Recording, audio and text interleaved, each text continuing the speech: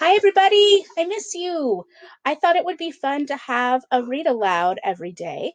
And so I am going to try and choose a read aloud and put it up on Google Classroom every day. I'll put it in Class Dojo too, and hopefully you'll get to see us a little bit. Mr. Cristobal will do some too, because we just want to see you. So the first book I chose has to do with presidents, since we were doing our speech bubble presidents. And I chose the very first president, who is, George Washington. Very good. So this story is called George Washington's Teeth. Let me see if I can get it closer. There we go. There he is. Notice the hippos down at the bottom. How random. No, he did not have a pet hippo. He had a pet dog. But the story of George Washington's teeth is that he had really bad teeth. Because if you can imagine, a long time ago, there weren't great dentists, there weren't great toothbrushes and toothpaste. And so people who didn't have great teeth ended up losing their teeth. And he was one of those people. And so there is a rumor that he had wooden teeth. If you can imagine wooden teeth, think about the slivers in your mouth. That would not be good. So it was a kind of a weird story, but actually that was not true. He had other things that he used for his teeth, and so this is the story of George Washington's teeth. Okay, so here's the cover there, and it's written by, I can't see it there. Okay, moving. There we go. Deborah Chandra and Madeline Kimura. Okay, so let's begin. Okay, all of his life, George Washington had problems with his teeth and worked hard to save them. That story is based on what really happened to George and his teeth.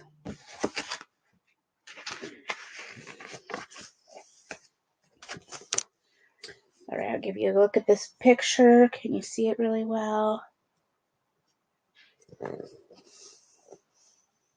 There you go. Okay. George Washington rushed into town. That way. Okay, very good. George Washington rushed into town. The dentist heard his shout. "Hold still," he said, then gave a yank. A rotten tooth popped out. Ouch. That can't feel good.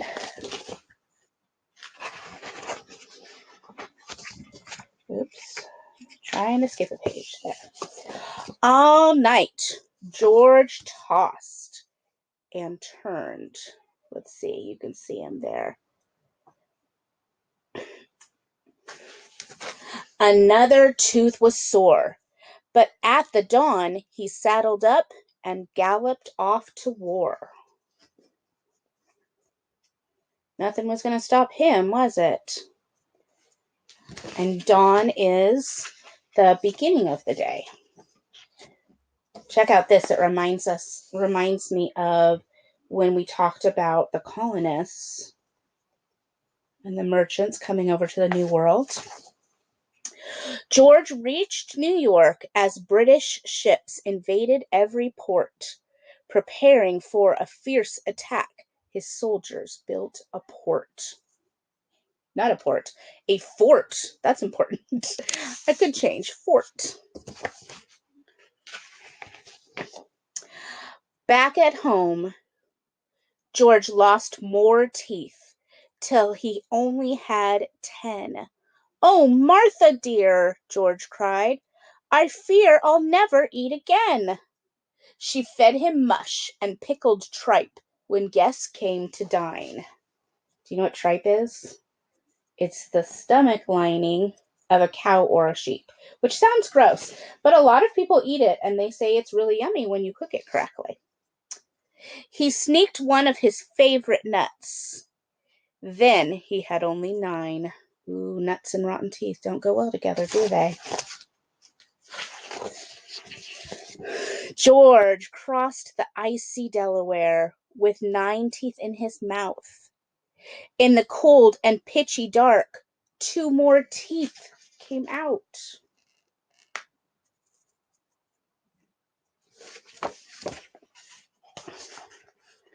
Grace was all excited because she has a loose tooth. Granted, it's a baby tooth and not an adult tooth. I don't think we'd be excited about adult teeth coming out. There he is in battle. Snow fell on George at Valley Forge. His blue coat hung in tatters. But by then, he'd only had 7 teeth that couldn't even chatter. 7 teeth. It would be difficult to eat with only 7 teeth. Yet bravely George led forth his men, coat and pigtail flying. While cannons boomed, he held his jaw and groaned, "I think I'm dying." Has anybody ever had a toothache? It is not fun. The redcoats fled. So remember, the British were called the Redcoats because their uniforms had red. George won the war.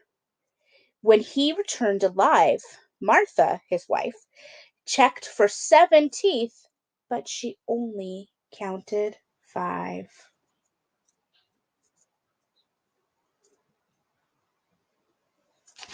I know Grace would say that was an excuse to have ice cream all the time. He hid the evening of the ball. Ashamed his freight. Hold on. I feel like I skipped a page. Just a sec. Nope, we're good. Okay, so they must have had a ball to welcome him back and all the great things that he did while he was at war.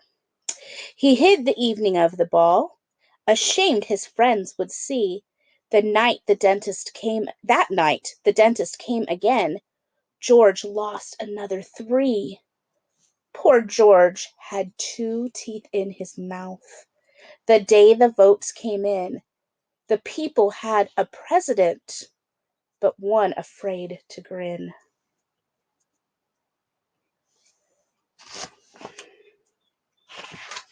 I think if I had better eyes, I could just hold it up here and read it. But you know me, I'm blind. That's not going to work. I'll just show you the pictures first. How about that? Okay. A portrait artist came to George. He said, "I know a trick. I'll pad your mouth with cotton balls to puff your stunken lips." It makes me think of that Chubby Bunny where you stick marshmallows in your mouth, see how many you can get in there.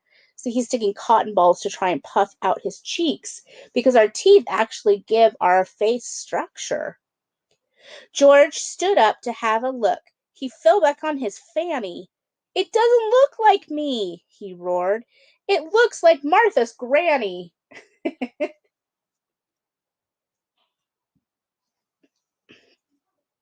He yanked the cotton from his mouth, then gasped, "What have I done?" The cotton held a rotten tooth. Now George had only one. My mom and dad have a dachshund, a little wiener dog, and she is 16 years old. She's very old. And she only has a few teeth left. So when you give her a treat, you had to be really careful because you would hand it to her and she would get you with like that one tooth where she'd bite you. It hurt. How could one dog with only one tooth still bite you? It was amazing. All right, back to the story. George, poor George, only one tooth. He has so much to smile about though. George still had that tooth the night a knock came at the door. "I've brought false teeth," the dentist said. "Teeth that won't get sore." George put them in, but when he smiled, springs snapped against his tongue. Out flew loose teeth. "Ah!" George shrieked. "They've knocked out my last one!" So look at these teeth here. So the way that they held them in their mouths were like springs, like you would see on, what would you see a spring on? It's a piece of wire that's coiled or spinning around. Can you imagine those back here in your mouth and how that would rub on your cheeks? Well, his didn't work very well and they just sprang out of his mouth. "Oh no," George moaned. I'm toothless. He kept his mouth shut tight. He couldn't sleep. He paced the floor and prayed with all his might.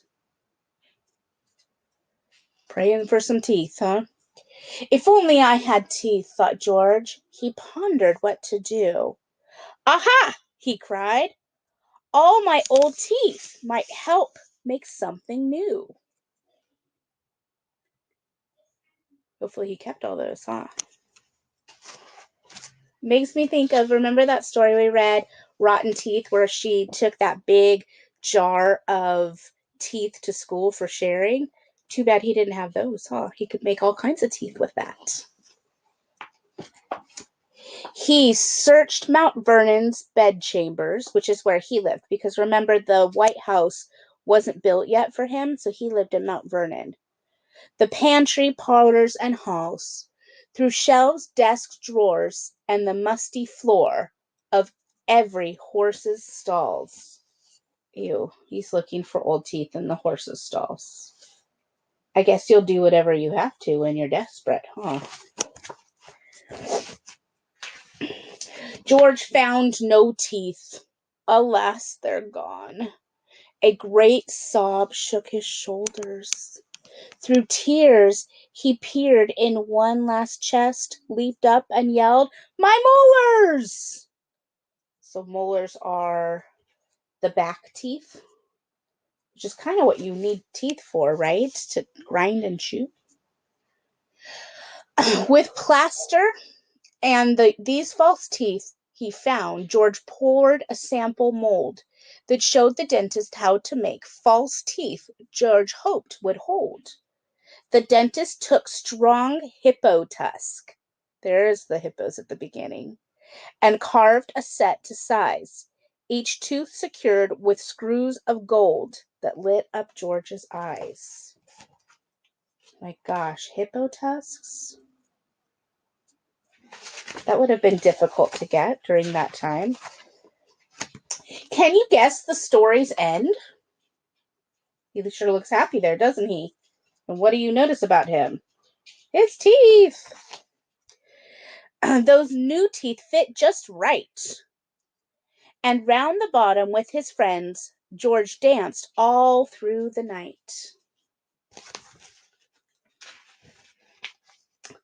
What's cool about this book, that's the end.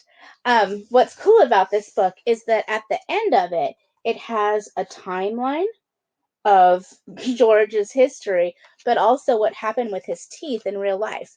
And in real life, he really did lose all of his teeth. And they had to try and figure out how to make fake teeth.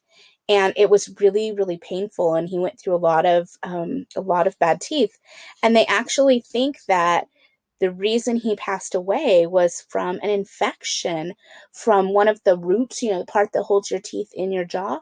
One of the roots got infected, and that's why they think he actually died. So, the moral of the story, take care of your teeth and also be creative. So, today, what I would love for you to do is I would love for you to go into your Google Classroom account. And in there, there will be a page that says George Washington and directions of what I would like you to do next. Okay? Be creative like George Washington was.